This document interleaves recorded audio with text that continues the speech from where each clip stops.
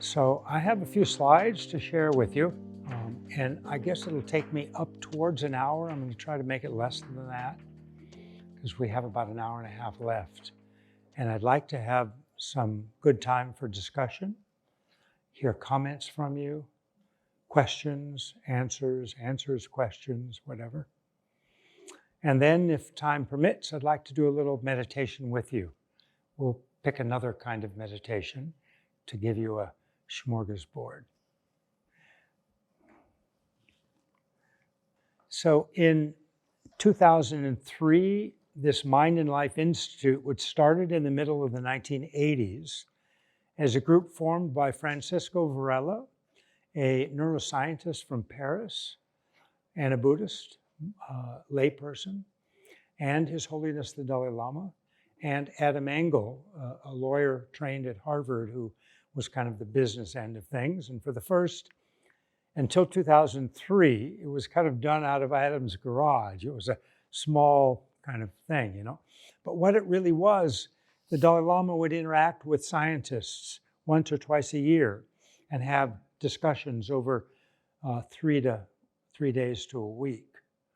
And often the scientists that were chosen were quantum physicists.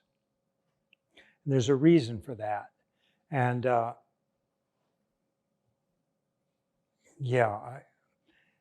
ask me in the question and answer, and we'll talk more about that.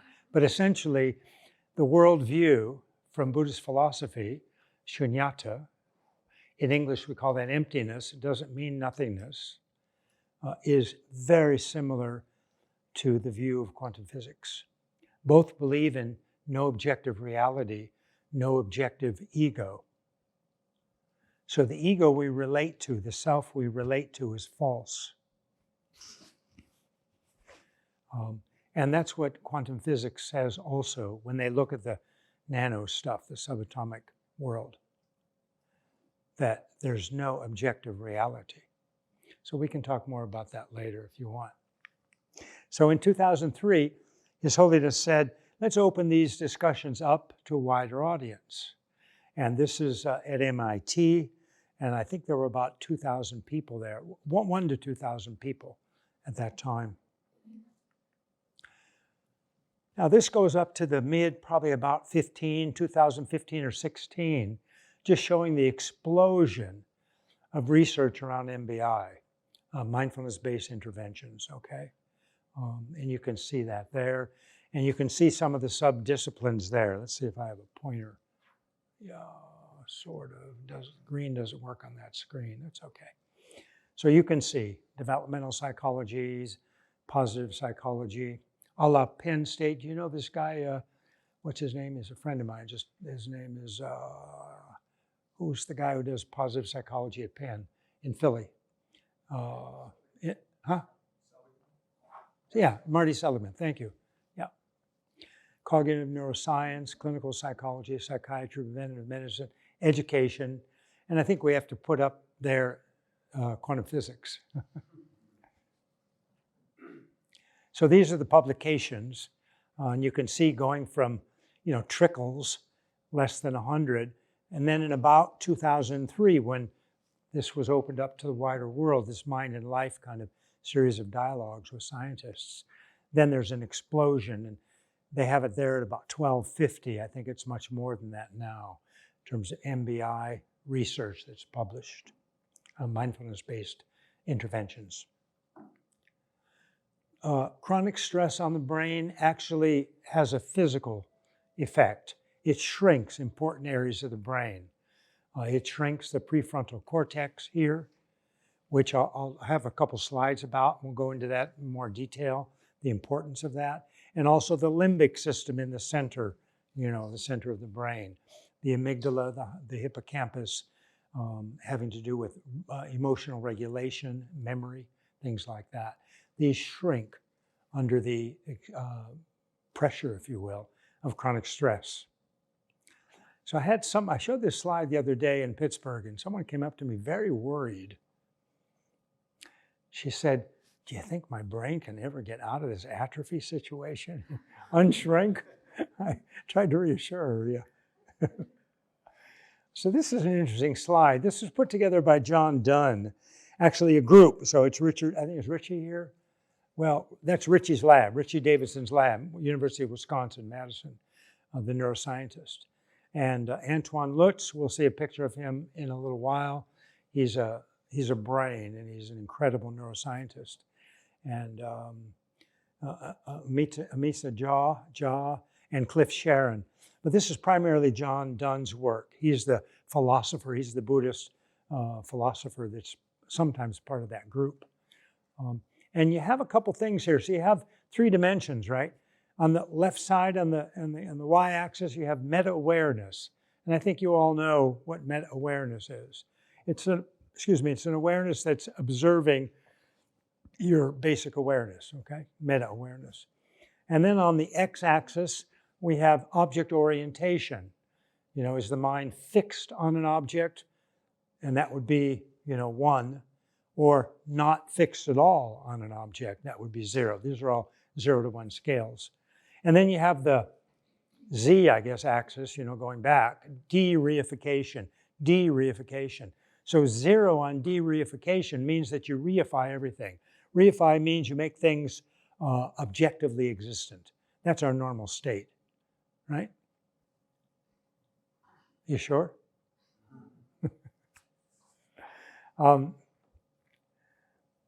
Do you see me? Raise your hand if you see me. Are you sure? Okay, raise your hand if you see Barry's body. Raise your hand. Are you sure? Okay, now, look at me. Now, raise your hand. Do you see Barry's body? Everybody have your hand up? Which is it, this or this? Huh? Anyway, I won't go there. That's Buddhist philosophy, and I love it, but you're not here to hear me talk about that. But that's about de-reification. De-reification is not taking things as solid, independent, objective, okay? And that's where the kind of stuff you've been learning, that's where it moves towards, because that's the best way to develop compassion, is to de-reify. De-reify our ego, and then we much less me, and we're much more you, love and compassion. Okay, so anyway, that's de-reification. And then you can see some of the different kinds of meditation inside there, okay? So let's look at addictive craving. As you can imagine, high object orientation, right? Gotta get that drink, gotta get that heroin, right? And on de-reification, it's near 0. Yeah, it's taking that heroin and alcohol to be really solid. I got to have that now, And in terms of meta-awareness, not much, right? I just got to have that drink now, right? Okay? So that's one end of the spectrum. And then you've got mind wandering, which doesn't have any meta-awareness because it's just wandering. It's not aware at all, okay? And object orientation, kind of middle, okay? Sometimes it's spaced out and it doesn't have a fix on an object. And de-reification, not very good, right? It's not de-reifying the world. It's not understanding deeply how the world, is. And then you go back and on your right side there, you have FA, which is focused attention, shamatha, concentration meditation, okay? So we're going to have high object orientation, right? Because we're focusing on an object. It's going to have some meta-awareness, depending on how good you are, or how much training you have. Okay, probably not a lot, but some. And you may de-reify a bit, have a little better understanding of reality through shamatha. And as we move to vipassana, okay, then we have more understanding of reality, more de-reification, right? Less reification. And that's OM, open monitoring, this is kind of Zen, this is kind of, Mahamudra, this is kind of Dzogchen, wide open but not fixing on anything. Do you know that stuff? Some of you, yeah, okay. So that's open monitoring. They just use that term for the research. And you can see you've got the novice, and they're pretty good in terms of less object orientation, more meta-awareness, and a fair amount of de-reification. And then you have the experienced practitioners doing OM, doing open awareness, and they have very little object orientation, right? They're wide open, they're not fixing on anything. Tons of meta-awareness, they know what's going on in their mind, okay? And they have very little de-reification, okay? Because they've kind of dropped the reification. They're not, focusing at all on the self or anything else that's solid. Anyway, I just throw that out for, it's not an easy slide, but I'd like you to think about that. It's kind of cool stuff. I think John Dunn did a very good job here, and that's published in one of their papers. Yeah, in the American, I think that's Psychology Association, I believe. Is that the APA? I think so. I'm not sure. Or psychiatry. No, it wouldn't be psychiatry. They're not psychiatrists. Anyway, a few years ago. Some benefits of meditation, and I'm using mindfulness in two ways, small m and big M. So actually this should be small m, mindfulness. And small m mindfulness is the same as concentration meditation, okay? So then you may be thinking, what's big M, mindfulness? That's being present, looking inside. What am I thinking? What am I feeling? Okay? So they're both mindfulness, but they're slightly different contexts. Good. So this is small m, means meditation, concentration meditation. These are the benefits. You all know this stuff. Focused attention, right? The more we practice shamatha, focusing on an object in meditation, slowly we'll have less distraction. We'll be more focused. And we have a calm mind because there's less junk, okay, less clutter. And as a result of that, we learn better, more efficient with our learning. A lot of young people have heard this, and they're meditating before exams, and they're improving their performance. Athletes are doing the same thing. Business people are doing the same thing. Broad perspective. We don't have all that clutter. We don't have all those obstructions in our mind. So we have a broader perspective. We can see more. And therefore, we can make better decisions, okay? And that's why a lot of the professional groups, business and athletes and healthcare and education, et cetera, and now some of the police, we work with the police in Pittsburgh, and other groups are turning to this shamatha kind of meditation. And then improved health and well-being, and I think I do have a few slides this evening. I didn't have time this morning at Children's to put them in, but I think I put them in, so we'll save that. This is a group of 8-year-old young children, 3 classes, I think, in Tacoma, Washington, near Seattle. And their principal was promoting mindfulness in their school. Teachers had an option, but I think over time, teachers gravitated there who were into that stuff, and those that thought it was something really weird, they found other schools to teach in. So the teachers were on board, and the kids were incredible.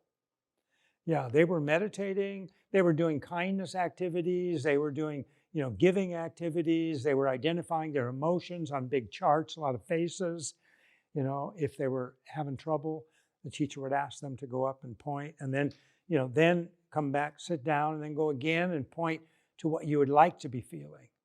So they're learning about their emotions, to identify their emotions, and how to begin to transform them into positive opposites. Cool stuff. It's cool to meditate with dark glasses.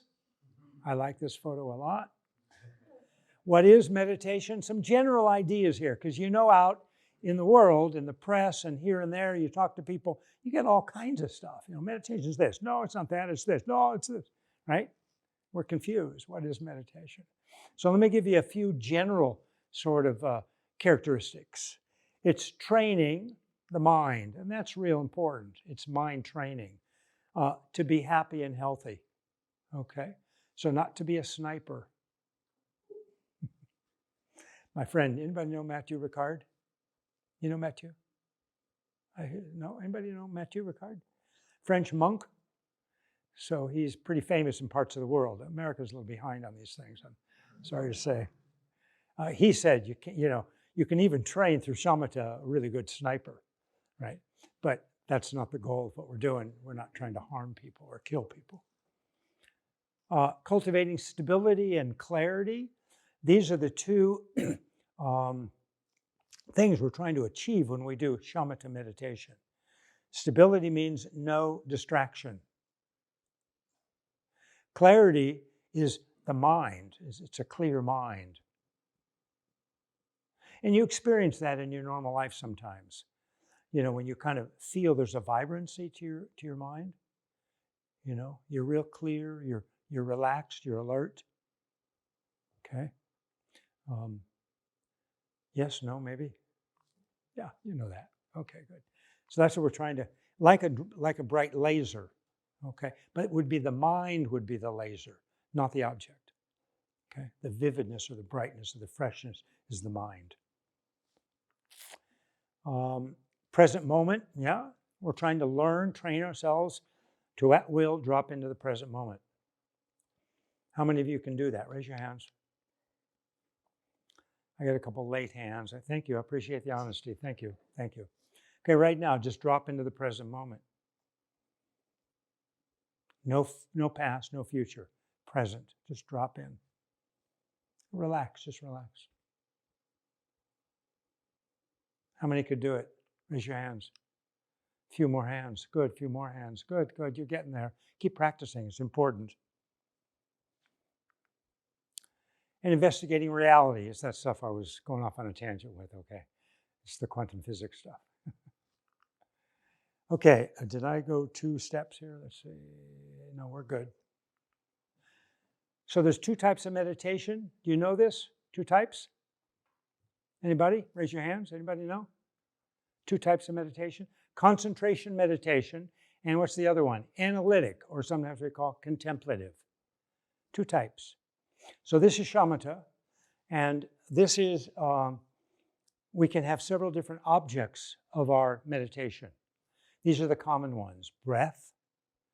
You know, it could be at this point right here. It could be following the breath in and out. There's different variations. It could be on the abdomen, okay? But the breath. Second is a mental image. Size of our hand.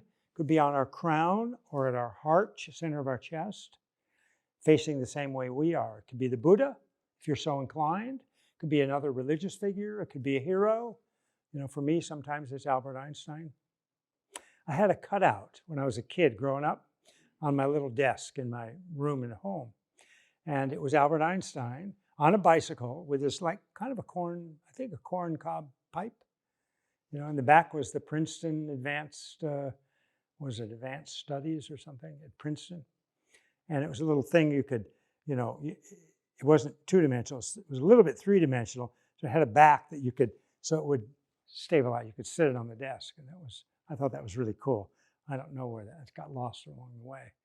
And then third is the mind itself. What are the 2 main essential qualities of the mind or consciousness? I'm using these synonymously. What are they? What are the 2 essential qualities of mind? Take a guess. Just go ahead. It doesn't matter. Sorry? Thinking, yeah. So thinking, would you mind if I said clarity? I'm stepping one back from thinking. So that the mind is able to distinguish both perception and conception thinking, both. We can distinguish things, right? A rock can't do that. Am I right? I think so. Yeah. Okay. So awareness and clarity. You can think about these things. Yeah. Yeah. Okay. So if we can you identify awareness? Not awareness of something, but just, you know, pure awareness? Okay. Again, drop into the present moment. Go ahead. No past, no future. It's present moment. Relax. That's awareness. Touch it. Anybody touch it? Taste it? Couple? Good. So that could be another object, but that's objectless meditation.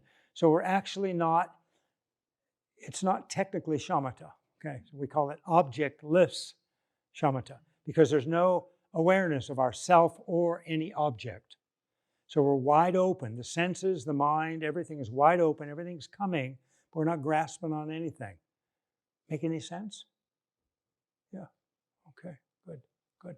You had too much pizza. Getting tired. Okay. You want me to go through this? Do you know this?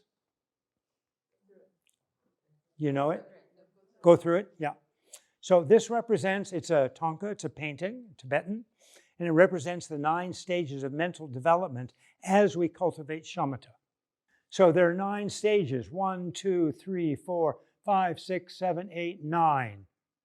And each is the mental development as we progress in our shamatha. So I'm just going to briefly mention so you get a flavor. Unruly. Most of the time we're off the object, okay? Getting a little bit pacified, half-half. Half the time we're on the object, half the time we're off the object, our minds, right? You with me? Yeah, good. And then third, 1, 2, 3, more pacified. More of the time we're on the object, less of the time we're off the object, okay? And then fourth, which is here, much more pacified. We're always on the object, but we're also multitasking. We can be on 2 objects at once. So we're on our object all the time, but the mind sometimes is on another object, okay? 4th stage. And the 5th stage, always on the object, no multitasking, only on the object, okay? So that's the stability. Now we have to develop the clarity. And that's what we do in the next stages. We start developing what is called gross clarity. You know, roughly we're kind of somewhat clear. And then we develop the subtle clarity, okay? And then we're totally stable, we're totally clear, but it takes effort. We have to keep, doing the meta-awareness stuff and make sure that we're not falling off, okay? And then the 9th stage, which is shamatha, we do it without effort. So like riding the bike, look ma, no hands kind of thing, okay? And then there's some stuff up here. You may say, well, what's that? And those are called pliancies. It's a funny English word. It means that the energies in with our chakras and channels are beginning to centralize and smooth out, okay? And when that happens, these are some of the things that happen. We can fly, actually. And there's called 5 clairvoyances. Do you know the clairvoyances? Have you gone through that at all? You can see things at a big different distance, miles away, clearly. Like the eagle can do, right? You can hear things, same. You can read other people's minds. Okay, things like this, these 5 clairvoyances. You can see the past, you can see the future accurately. That comes when you achieve the full shamatha, the 9th stage. Okay. And then there's contemplative or analytic meditation. You pick a topic, not any topic. It's usually one of these kind of things: compassion, kindness, impermanence, wisdom, things like that. You pick a topic and you think about it. You analyze it. And there's certain ways to do that have proven effective over the millennia, literally. Okay?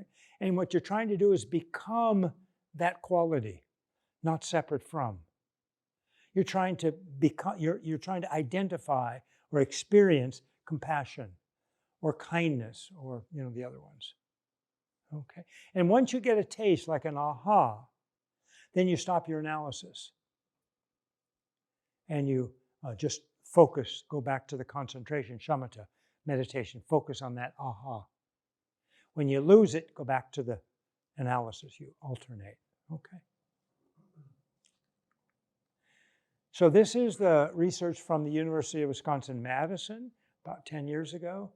And the question that they were asking, are the brains of long-term meditators the same or different from other people? Okay. So first they did fMRI, and the prefrontal cortex, which I think you all know, here, it's a big swath of the cortex, was larger and more functionally active, according to blood flow studies, in the long-term meditators. 10,000 hours was the minimum bar to participate. Some people had 50 and 60,000 hours. And what does that mean then? These are the planning, the executive function, it's called sometimes the PFC, the prefrontal cortex. Things like planning, reasoning, imagination, creativity, a sense of who we are but not identity, pro-social behavior, and compassion. Not exclusive to the PFC, but most of it happens there. Okay, so those qualities are enhanced. And then electroencephalography, and this is time 0 when we were told to meditate. Okay, and then you see these huge gamma waves, high amplitude, very fast, short frequency, or high frequency, short time interval. Okay, so they come on each other. So these are called bursts of gamma waves. And at first they thought this was artifact. We had a couple of neurologists this morning that we were discussing this with at Children's Hospital. And first, the Davidson et al., the group, they thought this was muscle artifact. Maybe these meditators are intense, clenching their jaw or the muscles of their scalp. Yeah. But they've ruled that out. That's not what's going on here. And they've identified that this is from the cortex. And all this stuff has been published many, many times in top peer-reviewed journals, the top. PNAS, the Proceedings of the National Academy of Sciences, Science, Nature. So it's good stuff. And what they found was this is real. It's coming from all areas of the cortex, and it has to do with this. The high amplitude, the gamma waves are high amplitude. They reflect the number of neural populations firing in synchrony, reflecting large-scale coordination of the neural networks in the cortex. This is new stuff. It's not in the neurology textbooks, but I think it will be soon. And this is the experience of the meditators, that everything has this, we say, in Tibetan we say, ro chik. Ro chik means one taste.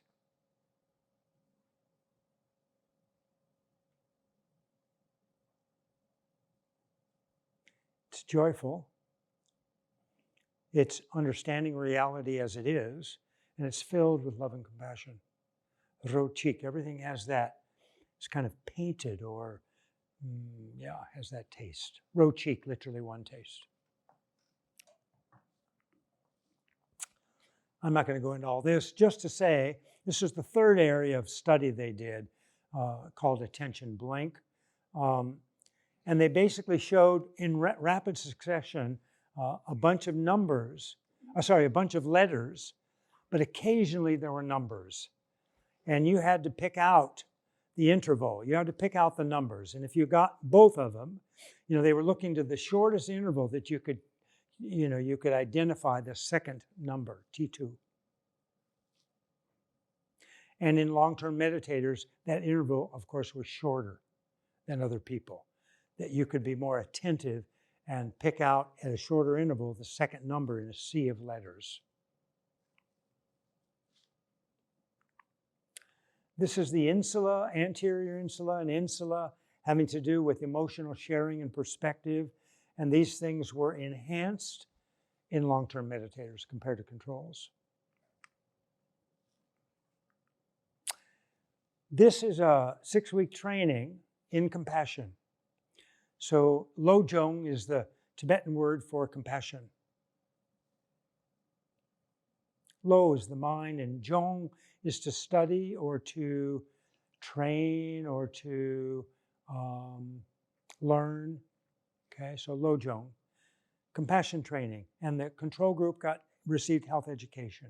Okay, 6-week study, and then they stressed everybody, both groups. And the stress was putting a microphone in front of your face and saying, "Here, talk to 1,000 people." Oh, most people get nervous, right? And they looked to see if there was a difference after 6 weeks in the group that received compassion training versus the control group health education. And that test is called a TSST. It was new to me. It's apparently in the psychology literature, it's fairly well known, the Trier Social Stress Test. So here's a couple things that they found. So this is looking at interleukin 6. It's a logarithmic scale on the y-axis, and that's 90 minutes after being stressed with a microphone. Okay?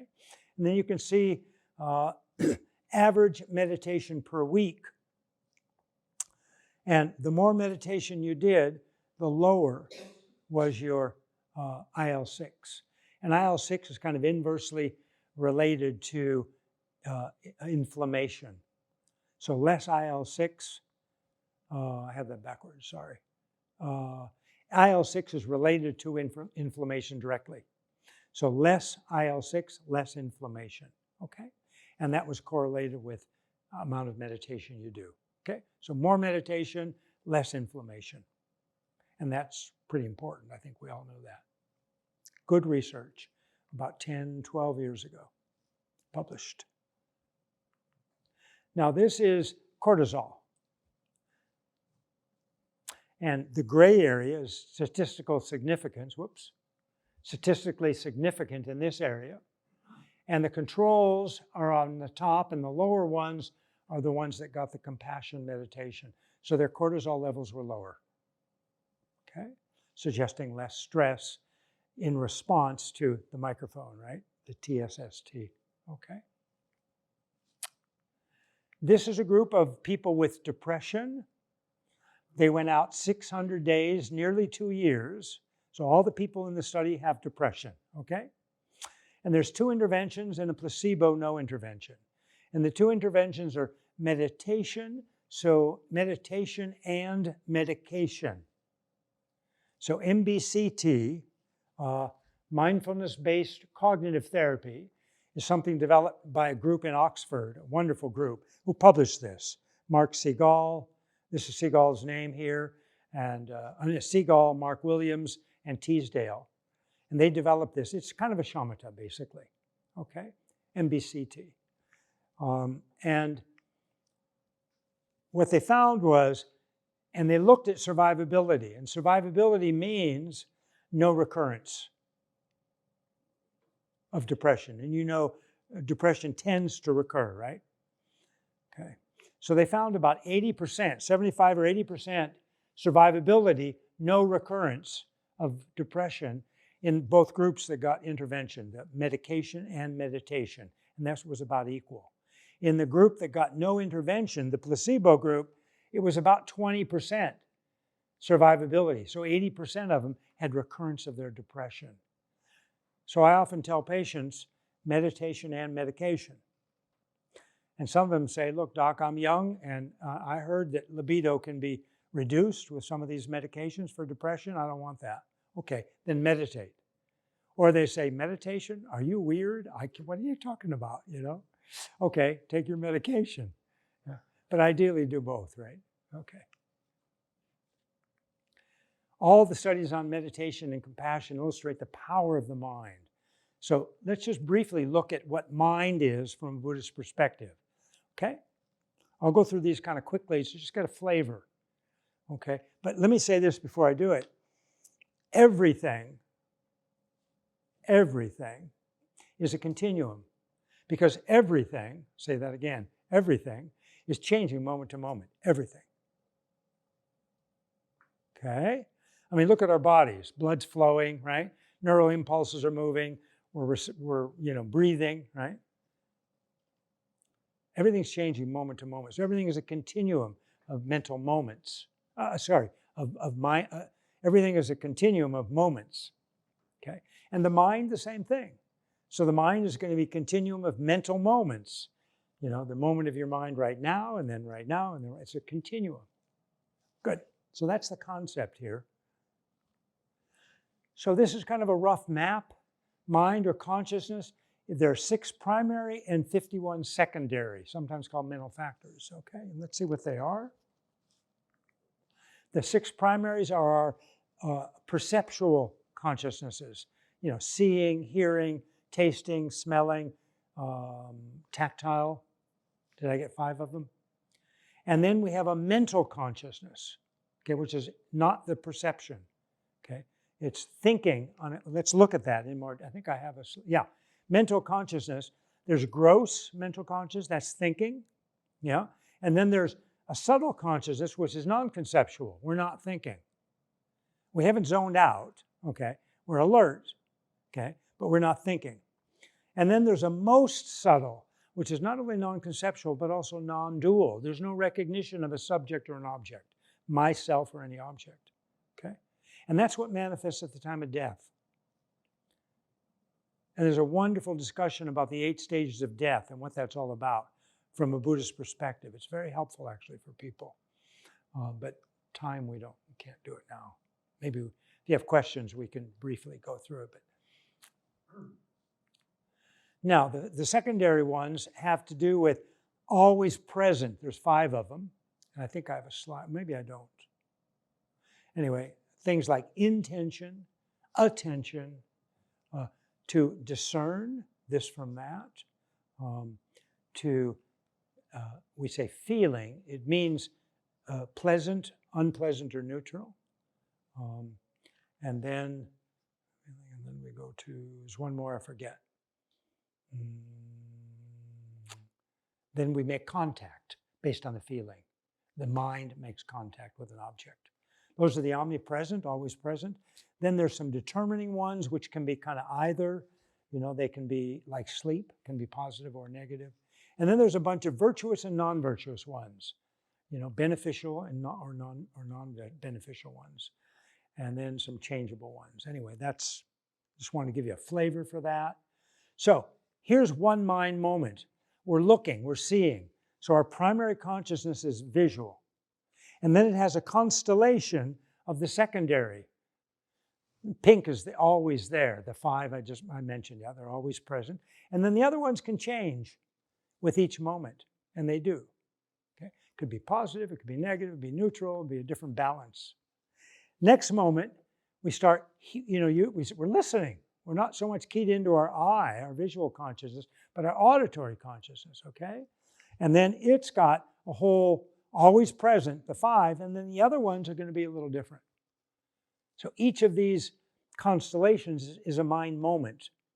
And if you add them all up, you get a continuity of my mind, same thing for your mind and your mind, okay? Good. And then a third moment of mind is mental. We're not seeing, we're not hearing, but we're either thinking or we're being a little deeper, we're non-conceptual, mental consciousness, okay? And then all of it's family, okay? Just to give you a flavor. So the mind's like a parachute. How so? Anybody have an idea? How is the mind like a parachute? I couldn't hear. They only work if they're open. I'm sorry, I can't hear. They only work if they're open. You got it. Beautiful. Works best when they're open. Good. Okay. Okay. A couple benefits in terms of the physical, from meditation. So these are chromosomes, these are telomeres, and I don't think anybody knows this. I certainly didn't. So these are the telomeres. And the good thing about telomeres is when they stay long, they confer longevity and less chronic disease. So that's good stuff, long telomeres, right? That stuff is the telomerase enzyme that helps clean up the broken, pieces of DNA and helps keep the telomeres long. Okay. Telomerase, good stuff. Watch closely. This is what happens with aging. The telomeres will shorten as in concert with the lessening of the telomerase enzyme, okay? And you'll see that. This is normal aging. See it? And do it again, you got it? Okay. You tired? Am I talking too much? Okay. And this is what happens with meditation. There's some early work. It needs to be replicated, but it's good stuff. About 10 years ago. Whoops. So this is the group that's meditating. Their level, and it's a short, 2 to 6 weeks. Did he say here? Didn't say. I think it's 2 or 6 weeks. I think maybe 6 weeks. I forget. Short intervention to train for meditation. And that group had double the amount of telomerase. Yeah. So longer telomeres, suggesting longevity and less chronic disease with meditation. Suggesting. Mhm. Okay, you know this, neurogenesis to synaptogenesis.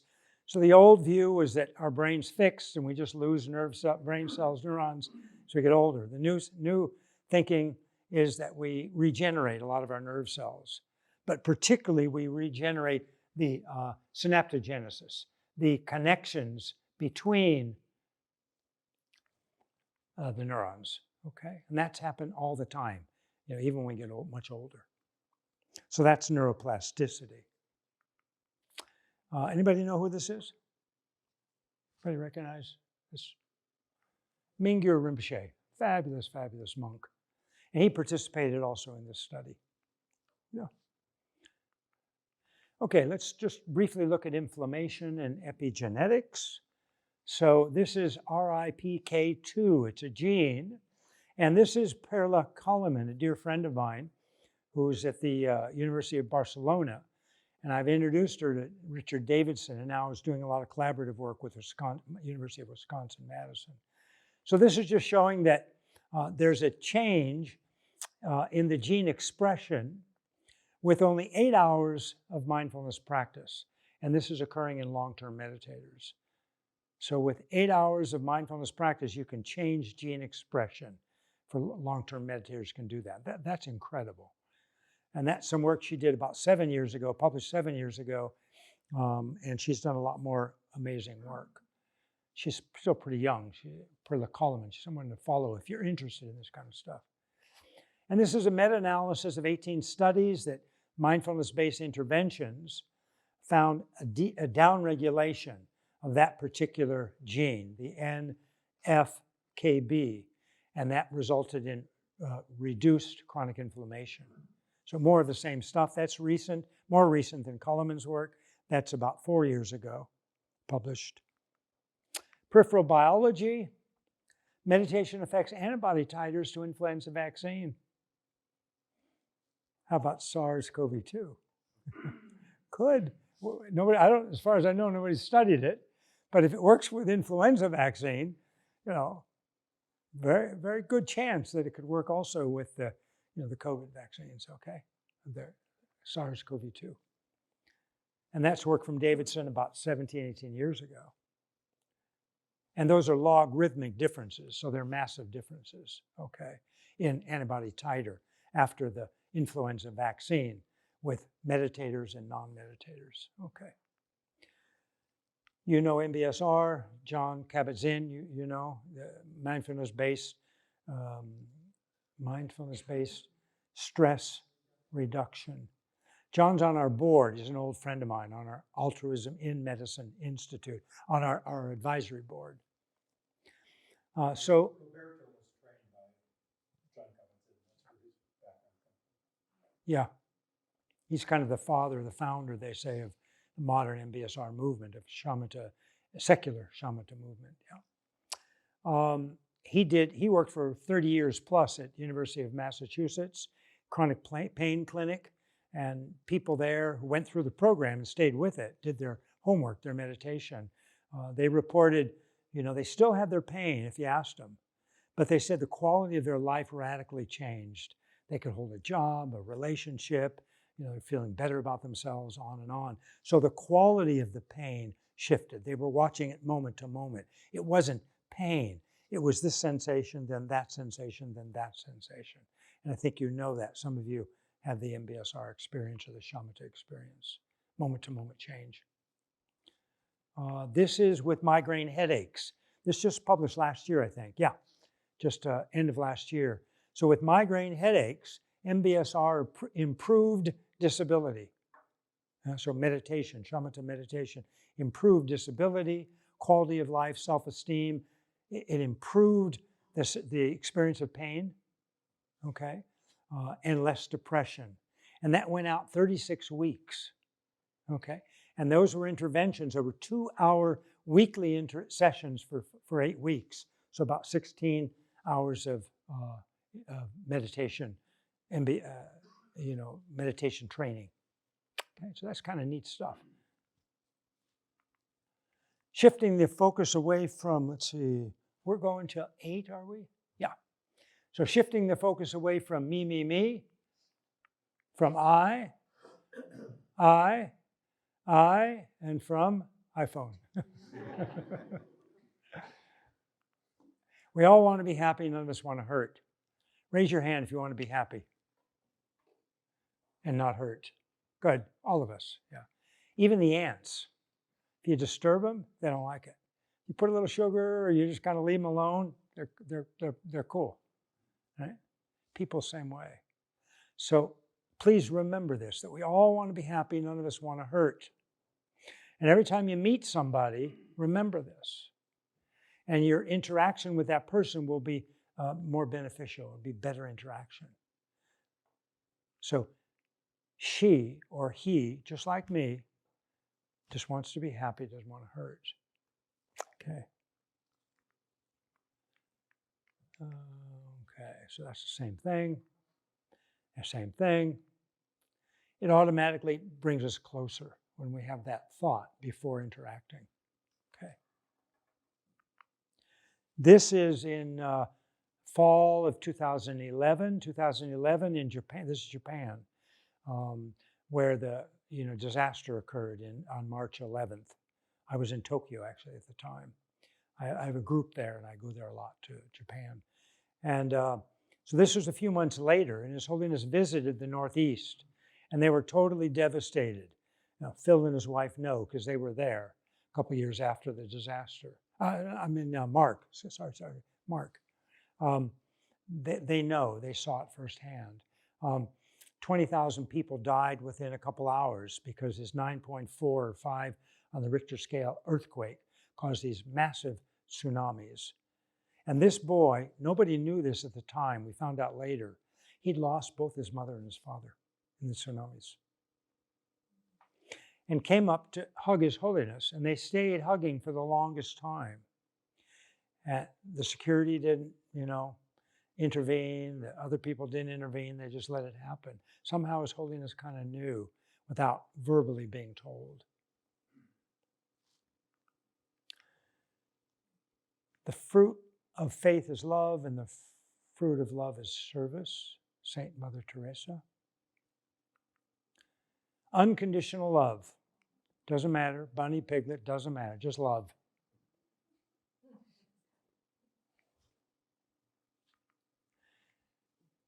These guys are genuine friends.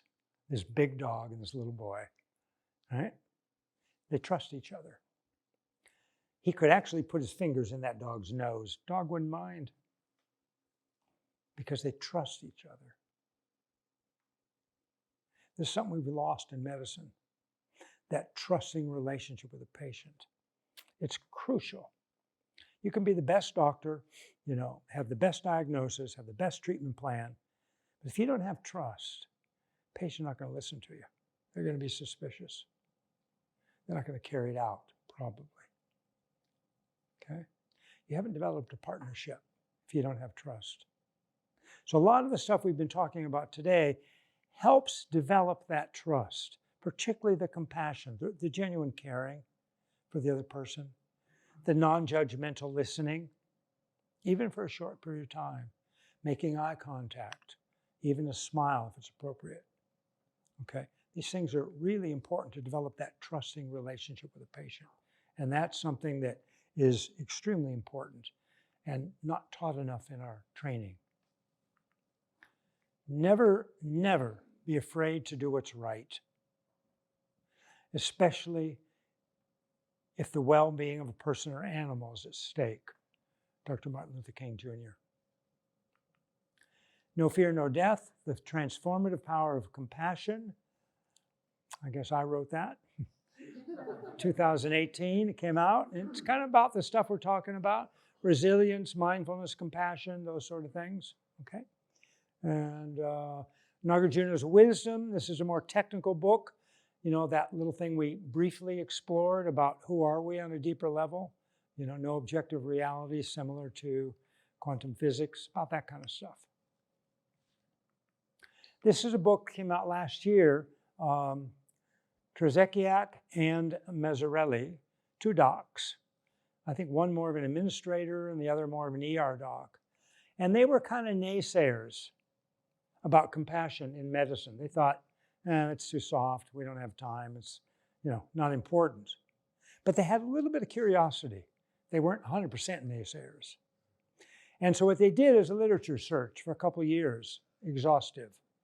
And they put it into a book, and it's called Compassionomics. I read it a few months back. It's good. It's a little hard getting through because it's got all of this dry research, right?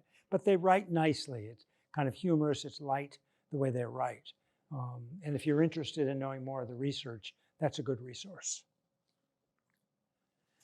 We have a few, so Altruism in Medicine Institute. Dr. Phil mentioned that, I guess I'm the founder and the president or something of that thing. It's about 7 years old now, and our mission is to train compassion, resilience, mindfulness. We're working a lot with nurses at UPMC, University of Pittsburgh Medical Center. We've trained almost 3,000 of the 18,000 nurses. We're working with doctors. We've done some CME and some grand rounds at Pitt Medical School. We're working with the police force at the request of the mayor, Bill Peduto, in Pittsburgh. We're working also with Parks and Recreation, again at the request of the mayor. He wants us to make the experience of the parks, for those that want, a mindful experience. So we're trying to put that together. We're in the process. We're all volunteer.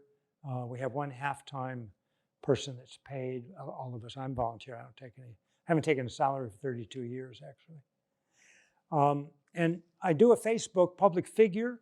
I can't chat. They don't let me chat. I don't want to chat, okay?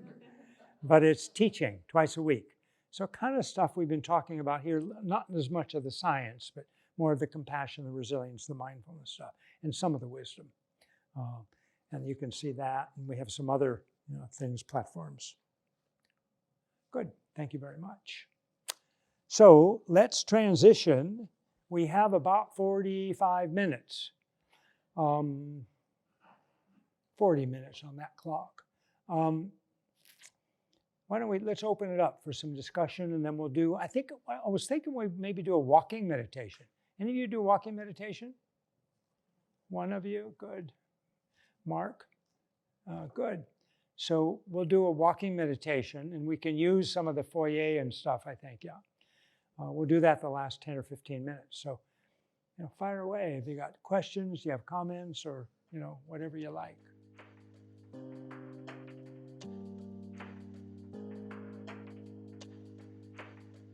Sure. It's a tough group, almost as tough as physicians, for different reasons. They tend to be suspicious, not all of them, but many of them.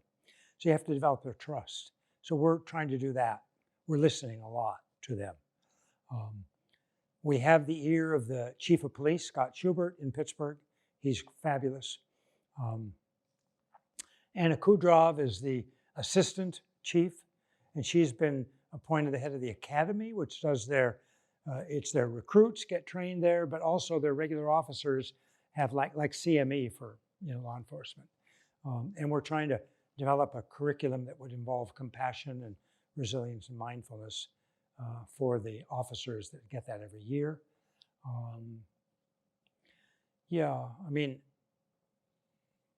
It's a hard time for police. They've also not done a good job on block. They've made lots of mistakes. There are a lot of very good law enforcement people. There are a few that are not very good. And, we don't have much power there. The unions have the power. And we don't have much power with the police unions. Don't have much, we don't really meet with them much. So we're in a kind of a tenuous position to work with them. We're trying to develop trust first. They see someone dressed like this and right away they're suspicious. Cross-dresser, what is that guy, So we're trying to develop person to person, we're talking and we're listening a lot. So that's where we're going with the police. And to make things more complicated, the current mayor's in his second term, he lost the primary. So he's not going to be the mayor come next year. So that makes added complication. So we don't even know if the police chief, who's white, is going to stay. It's very possible there'll be a black African-American police chief. We don't know that, but it's possible. the new mayor, well, the person that won the primary, the Democratic primary, and there's, what I'm told is nobody that has really much of a chance on the Republican side, so it's most likely going to be the Democratic nominee is African American. We don't know him very much. He's not been around. Some of the people in the black community, my friends, they know him a bit, but many of the people don't. He's not a real well-known person in Pittsburgh.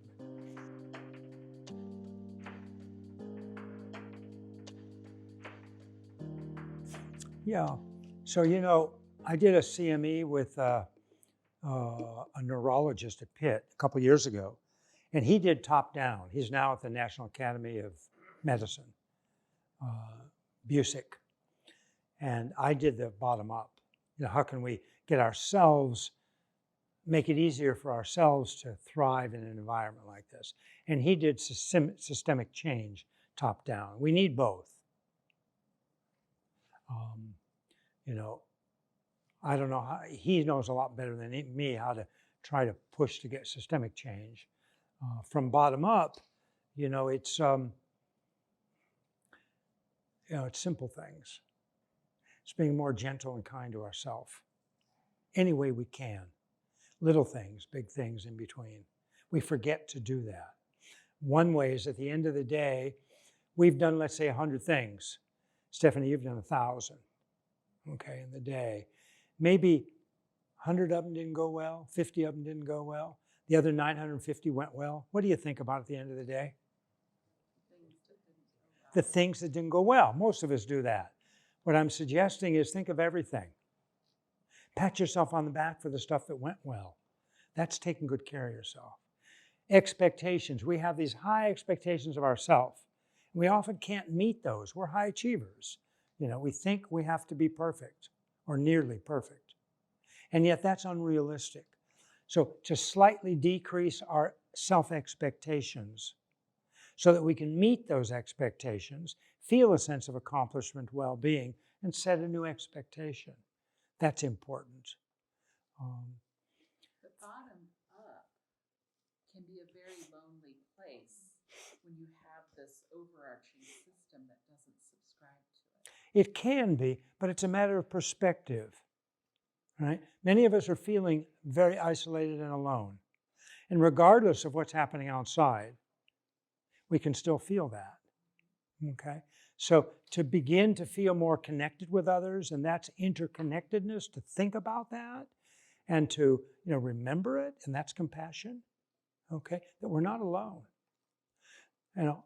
Every physician in this room, I would guess, is suffering the same way. Maybe a couple that are maybe not working as hard or retired, right? But everybody's suffering the same way. So we are not alone. We're a community. We're interconnected. And the more we can think that way, we'll start acting that way. And then we'll get a block of people to write something to the CEO, right? So not to think that we're siloed, but to remember that we're a family. We are interconnected in many ways. It's another way to be gentle and kind to ourselves, that kind of thinking. Talk to others about it too, I know you don't have a lot of time.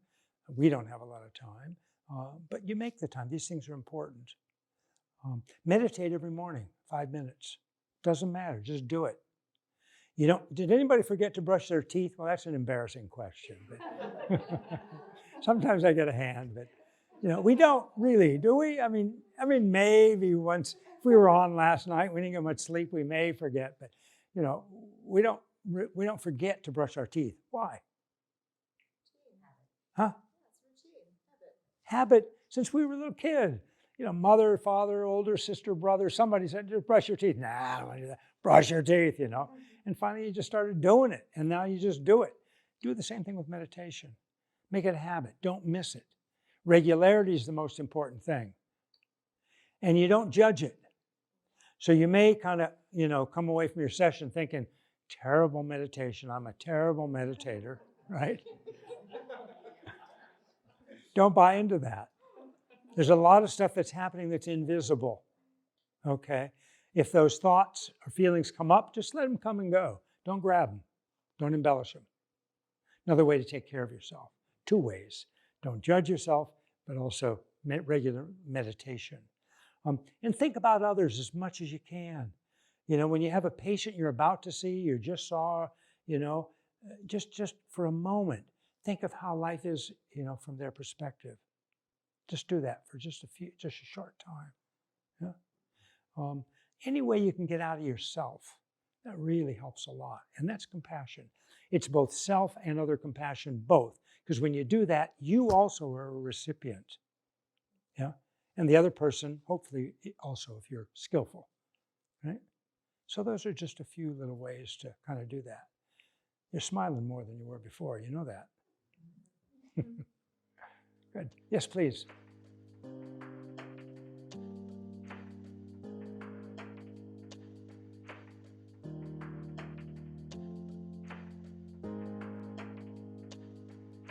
Yeah, I think you're not giving yourself enough credit. I think you do know. I think you have connected the dots in a large way. You know, very simply, when we feel we're in a silo and alone, we're going to transmit that to the patient, not verbally, but, you know, non-verbally. If we feel that we're connected with the patient, we're going to transmit that to the patient. They're going to feel cared for, connected. They're going to feel valued. There's some research that shows that healing is enhanced through practicing compassion. All kinds of healing. So I think that's the main sort of avenue here. Some of the corollaries, as they say, you know, trust. We talked a little bit about trust. So important. If we have that, if we're trustworthy, right? If we're trustworthy, then there's a better chance we can develop that trusting relationship with our patients, at least some of them.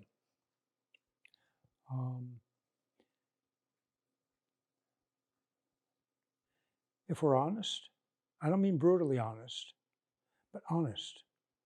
You know, you may not want to, you know, a very difficult diagnosis, just blurt it out. You know, you may want to ask how much, what the patient wants to know, and, you know, work with them on that stuff.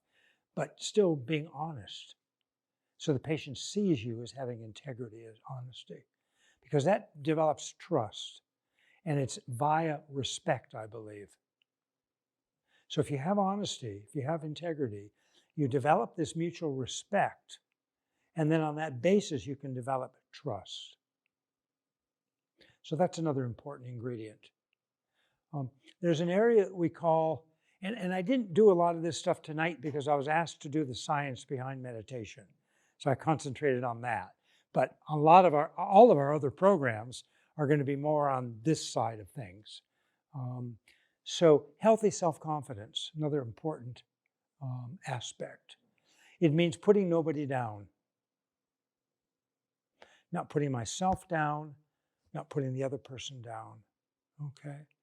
And that's a position of power because it's a position of humility. And humility has incredible power, not the ordinary sense of power. We think of power of, you know, kind of money and, you know, maybe abuse and taking advantage. It's not that kind of power. It's the power of love. And it takes incredible courage to get there. There's strength. So that healthy self-confidence, not putting myself down, not putting the other person down. How do we get there? Mindfulness, capital M, be in the present moment, look inside. What am I thinking? What am I feeling? Do that a lot. And when you notice, for example, now we're talking about put down.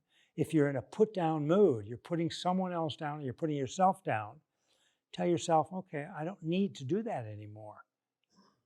I'm trying to develop, you know, more compassion, self and other compassion.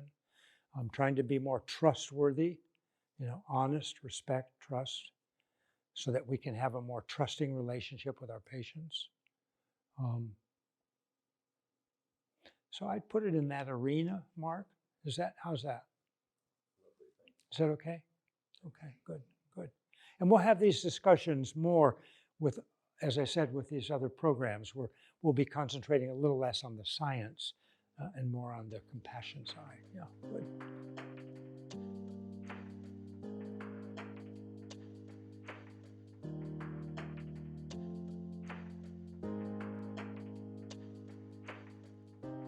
Which toe?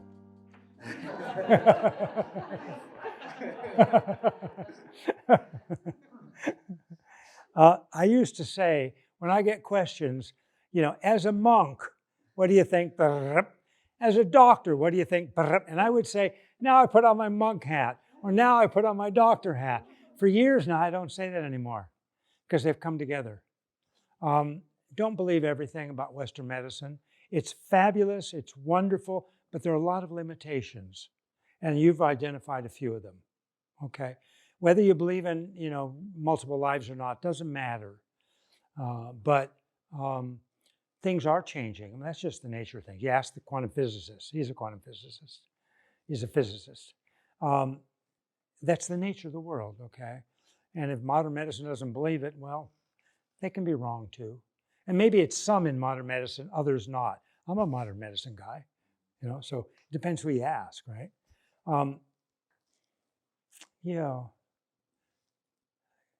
Don't be afraid.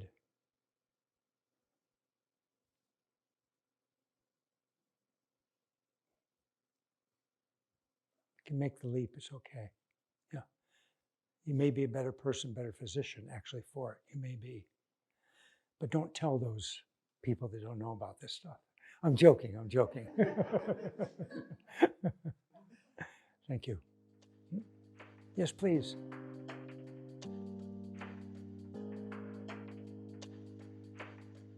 I was having this discussion a little bit with Phil earlier.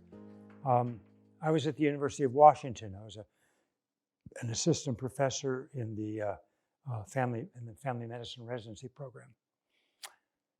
And I had an opportunity to go to India to teach research methodology to indigenous Tibetan medicine doctors who were asking for it, they wanted to do research on their medicine and wanted to know how to do it.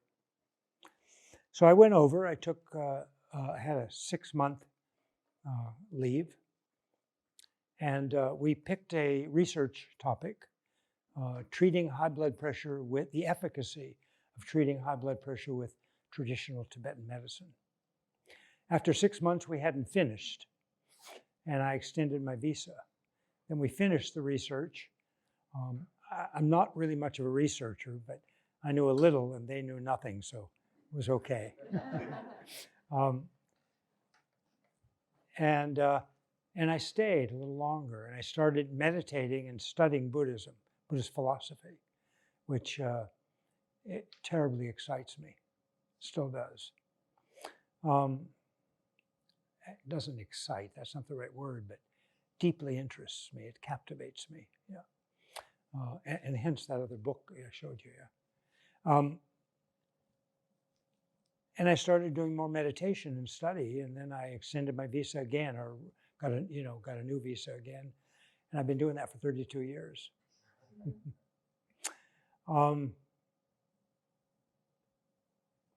Tell you a story. A year or two after I've been living in Dharamsala is where I live, Dharamsala. It's in the Indian Himalayas, about up 5,000-6,000 feet. Right behind us are the 19,000-foot Daladar, part of the Himalayas, glaciers and stuff.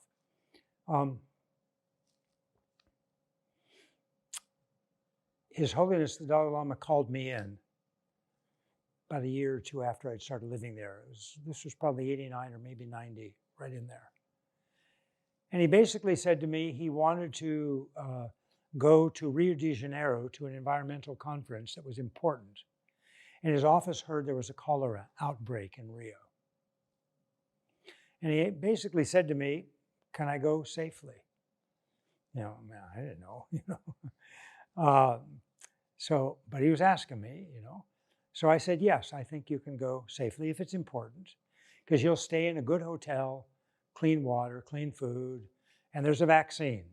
I told him, I didn't want to discourage him, but I said, it's pretty good, not 100%, pretty good. I think at that time it was about 60% or something. It may have improved now, but it wasn't a great vaccine, but something. So he thanked me and I left.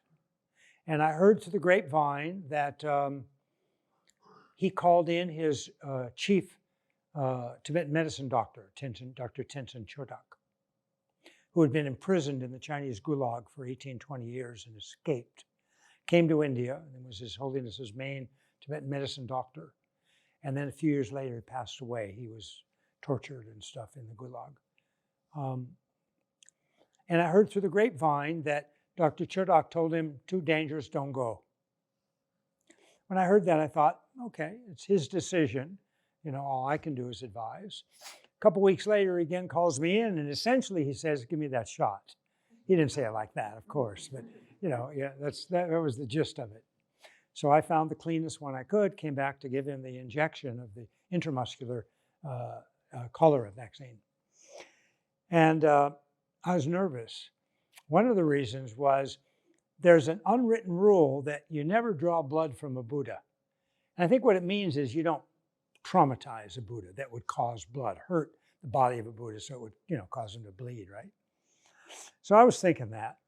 And you know very well, when you give an IM injection, you have to withdraw on the syringe, make sure there's no blood in the hub of your syringe. If there is, you got to remove it or reposition, because you might be in an artery or a vein. So I did that. I gave him the vaccine, put it in the muscle, the needle, and I withdrew on the syringe. There was no blood in the hub, and I went, whoosh, and then I gave him the vaccine. And you never show your back in that culture, to the Dalai Lama or somebody important in that whole culture, in that part of the world. So I'm backing up, and he reaches out and takes my hand. He says, come with me. I didn't tell you this, did I? No. And so I go with him into the next room. He was in half-day retreat. And there was a table, the size of your table, square, maybe 4 feet by 4 feet, piled with semi-precious stones. It was just part of his practice. He was doing this half-day meditation retreat. And he took me by the hand 3 times, walked me around that clockwise.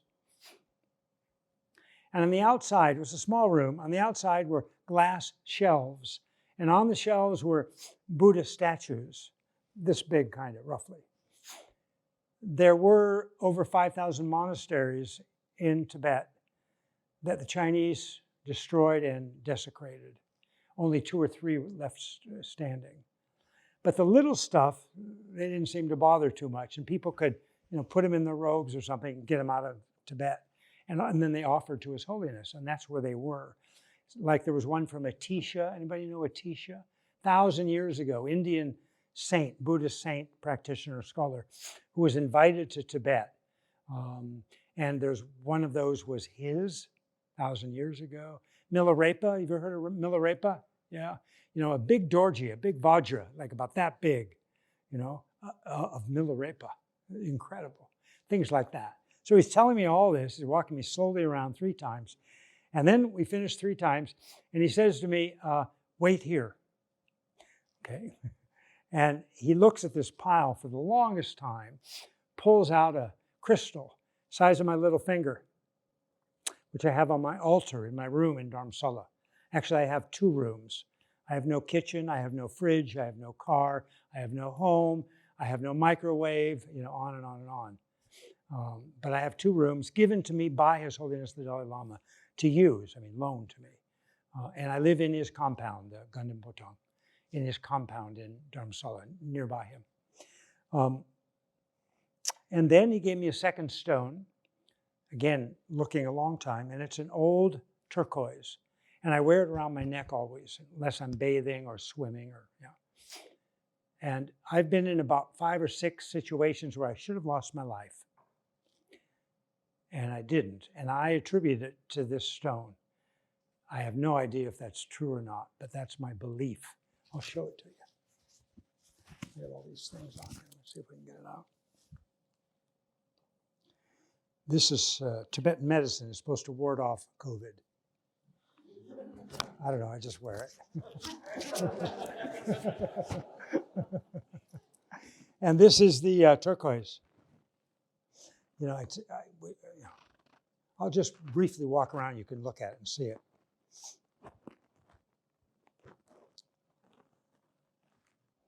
And I'll come this side too. Did you have it set? I had it set. You guys see it?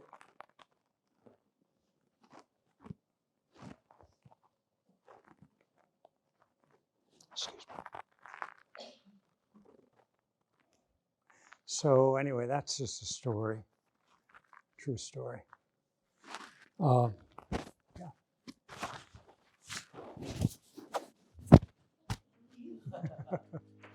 Please.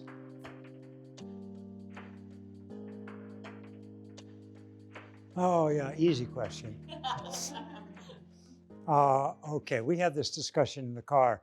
Mark picked me up halfway between Pittsburgh and here, and we had a long discussion about this because his undergraduate major was physics.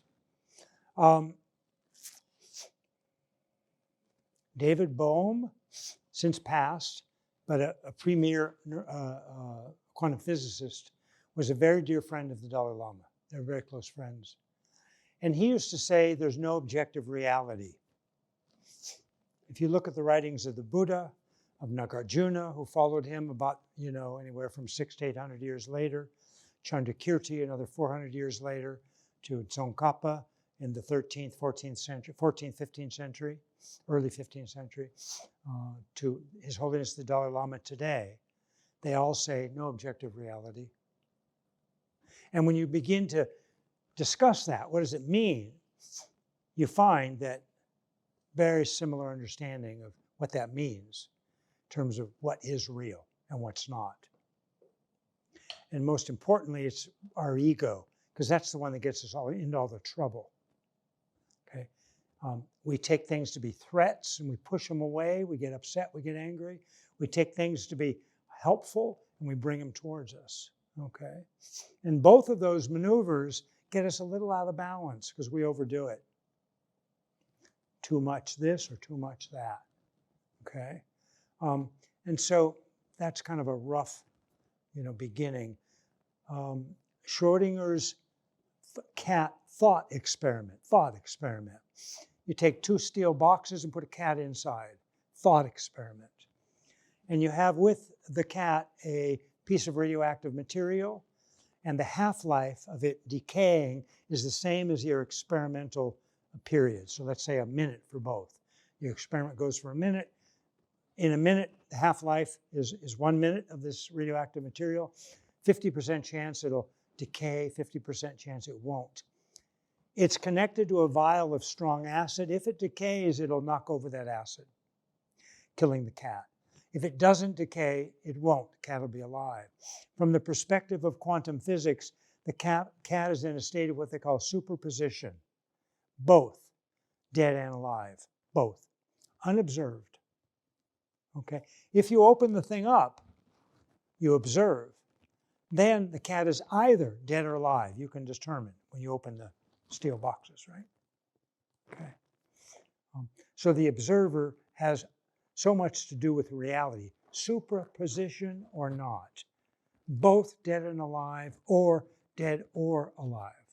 Huge difference in terms of reality. Double slit experiment. A beam of photons or electrons, kind of small stuff, right? You eject these things, electrons or photons, to a metal plate that has 2 slits. And behind it is a screen. So if you put a camera right at the level of the 2 slits, you're observing which slit does the electron or the photon go through. The pattern you get on the screen that's behind is 2 lines, meaning that what went through are particles. If you remove the observer, that camera or whatever was observing, okay, the device, and you do the same thing with the electrons or the photons, the pattern you get on the screen is different. It's a interference pattern, suggesting that what went through the slits were waves. So depending on the observer, you radically change reality. Quantum physics. Buddhism says the same thing. Okay? The observer very much, maybe 50%, determines what's real. The existence of anything is determined by our labeling, our designating, So very young kids, infants, when they learn how to talk, 1-year-old or 2-year-olds, when they learn how to talk, they start saying, this is called table, This is called mama. This is called papa. And then what they start doing after repetition and maybe influence of the adults, this is table, this is mama, this is papa. You see the shift? Initially, they were right, actually. This is only called a table. It's not a table. We just give it the name table. So the mind has an important part to play in the existence of anything by labeling it. And then we bring all these preconceived notions into it unintentionally. Yeah? And then we have a whole panoply of, of something that's not real. We do that with ourselves all the time. We do that with others all the time. So if we could get out from under that ignorance, that delusion, that hallucination that things exist objectively and do not, have an influence through our mind, if we can get out from under that, we find deep peace, joy, love, wisdom. Now, the difference between these traditions, one of the differences is there's an ethical basis in Buddhism. It's all about relieving suffering. That's compassion, okay? It's all about that. And this wisdom stuff helps us because all of our suffering is based on that fundamental misapprehension, okay, that ignorance. So wisdom becomes a tool for compassion. In quantum physics, there are many, compassionate physicists, but it's not built into the system. Ethics is not built into the system. Anyway, so I don't know what your time is. We have about, what do we have? 10 minutes, 5 minutes? 10 minutes. Can you stay an extra few minutes? Am I pushing you too much? Because if you can't, we can do some walking meditation. We'll do it for about 10 minutes. How's that?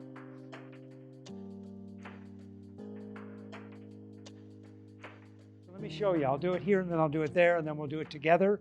You can do it in this room. You can do it out in the wherever. Don't go too far because we've got to gather you up in about 10 minutes, okay? Or you may have to spend the night there. So you walk very, very slowly. If you went any slower, you'd fall over. You lift up your leg, bend your knees a little bit. You get more stable that way, just a little bit. And take very slow steps, and you concentrate on your feet and your lower legs. Kind of the joints, the movement, okay? And just concentrate there, and then it becomes a meditation. You can go any direction. So if you're with people and you're kind of coming towards each other, you'll see it out of the corner of your eye. One of you will move one way and the other will go the other way, and it'll be so slow, you'll never bump into anybody. I've never seen it happen.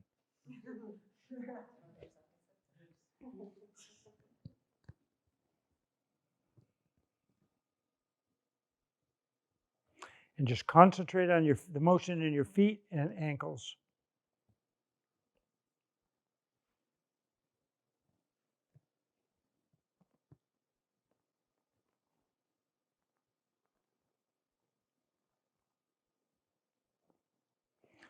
And like I said, you can go any direction. Like that. Okay, let me do it over here.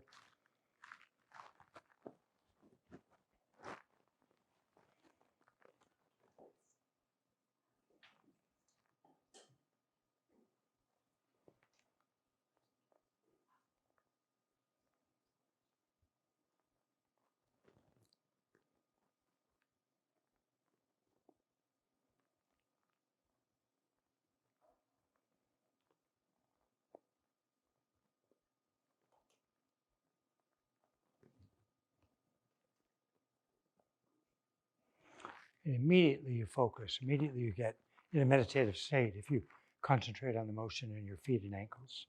So let's do it. We'll do it for about 10 minutes and then we'll come back and I'll give a little holler or something to bring everybody back.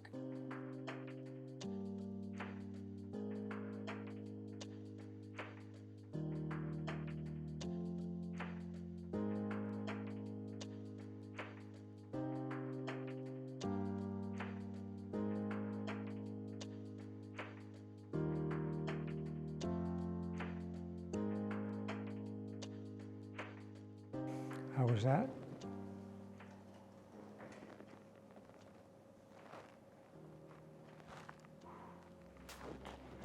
Maybe you'll sleep better tonight. Good. Okay, that's all I have. Thank you very much for inviting me, and it's wonderful to be with a group of physicians that also are interested in mindfulness and compassion and resilience and all of these things. It's kind of a special treat for me. So thank you very much.